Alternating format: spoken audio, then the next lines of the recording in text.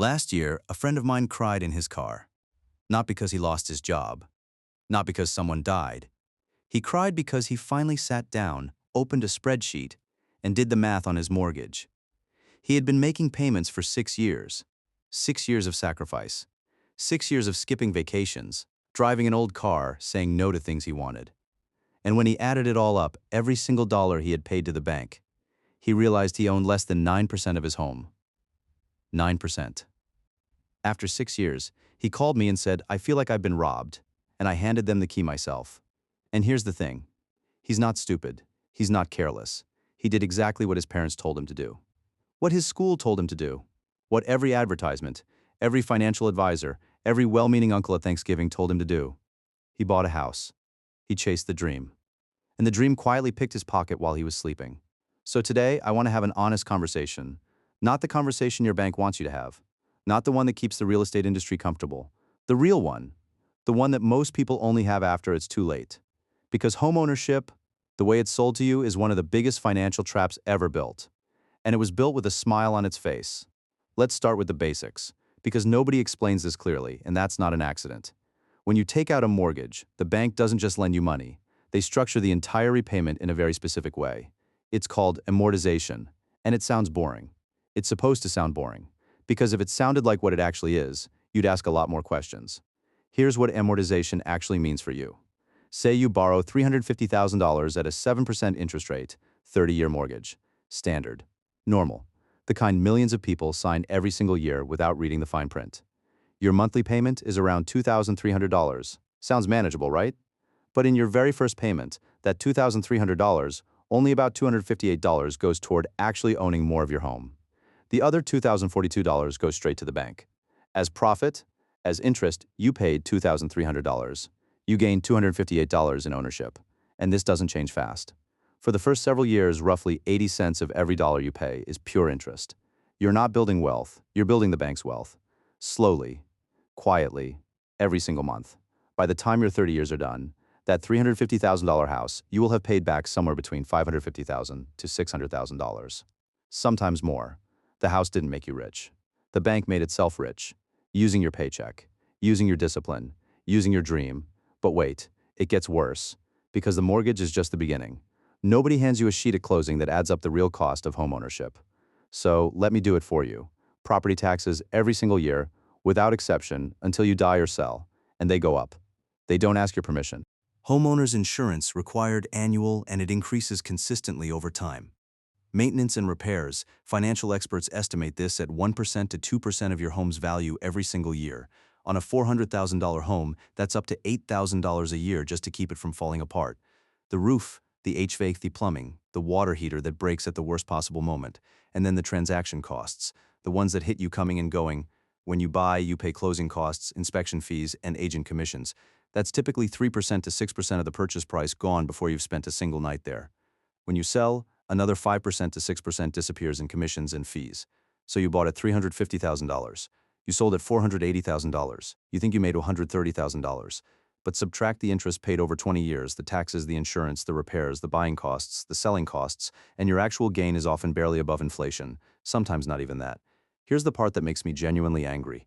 While all of this is happening to homeowners, there's a parallel story being told about renters. And that story is this: you're throwing your money away, say it out loud, listen to how confident it sounds, how obvious, how settled. It's also completely wrong. When you rent, you're paying for a place to live. That's it. You're exchanging money for shelter, flexibility, and the freedom to move your life wherever opportunity takes you. That is not throwing money away. That is a rational financial decision. The person who rents and consistently invests the difference, the down payment they didn't make, the maintenance costs they don't pay, the property taxes they avoid, that person in many cases builds more wealth over time than the homeowner. Studies have been done on this. The math exists, it just doesn't get put on billboards because nobody profits from you knowing it. The throwing money away line was not born from financial analysis. It was born from the real estate industry. It was designed to make you feel shame for renting. And shame, it turns out, is an extremely effective sales tool. There's something even deeper here, something that doesn't show up on any spreadsheet. When you sign a 30-year mortgage, you don't just commit your money. You commit your life. You commit your location. You can't easily move for a better job in another city. You can't follow opportunity the way a renter can. And in today's economy, where the best opportunities shift fast, where industries rise and collapse within years, mobility is not a luxury. Mobility is a competitive advantage. The homeowner has to negotiate with opportunity. They have to time the housing market, absorb selling costs, and hope the new market isn't even more expensive. Sometimes they just stay. They stay in the job that underpays them. They stay in the city that's slowing down, not because they want to, because the mortgage makes leaving too expensive. Over a full career, that inability to move freely can cost more than the house was ever worth. And then there's your mental energy. When you own property, you think about property constantly. The resale value, the neighbors, the school district, the crack in the ceiling. Your brain, which could be focused on growing your income, building a business, learning new skills, a significant piece of it is permanently stuck managing an asset you can't easily exit. Wealthy people don't do this. They keep their capital liquid. They keep it moving. They don't lock their net worth into a single asset and then feel proud about it. That's not how money compounds. That's how money stalls. Now here's where I want to be very honest with you.